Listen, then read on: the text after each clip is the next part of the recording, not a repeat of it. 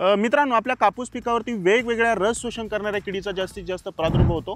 त्याच्यासाठी आपले शेतकरी मित्र वेगवेगळे महागडे कीटकनाशक आणून फवारणी करतात, परंतु त्याचा म्हणावा तसा रिझल्ट भेटत नाही। मित्रांनो, आज मी तुम्हाला एक जबरदस्त उपाययोजना आपल्या या व्हिडिओच्या माध्यमातून सांगणार आहे। मित्रांनो, तुम्ही या वर्षी आपल्या कापूस पिकाला कडू करून घ्या। कडू कशाने करायचं मित्रांनो, कडू राजा या नावाचं एक जबरदस्त नीम ऑइल युक्त एक औषध उपलब्ध आहे। ते इतका कडू आहे मित्रांनो, जर चुकून तुमच्या हाताला जरी लागलं तर प्रॉपर तुम्ही 2 ते 3 दिवस जेवण करू शकत नाही।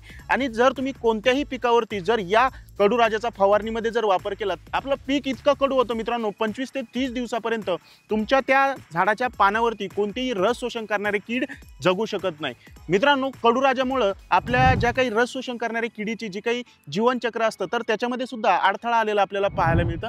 आणि एकंदरीत नॅचरल पद्धतीने सुद्धा तुमच्या पिकावरील जी काही कीड आहे तर ती नियंत्रित झालेली आपल्याला पाहायला मिळेल। मित्रांनो, या वर्षी आपल्या कापूस पिकाला कडू करा। कडू राजाचा वापर करून प्रति 15 लिटर फवारणी पंपासाठी कडू राजा 15 मिली वापरा। कोणत्याही कीटकनाशकासोबत कोणत्याही बुरशीनाशकासोबत अवश्य वापरून पहा। दीर्घकाळ नियंत्रण आपल्याला त्या फवारणीचं तिथं भेटलेलं पाहायला मिळेल। धन्यवाद।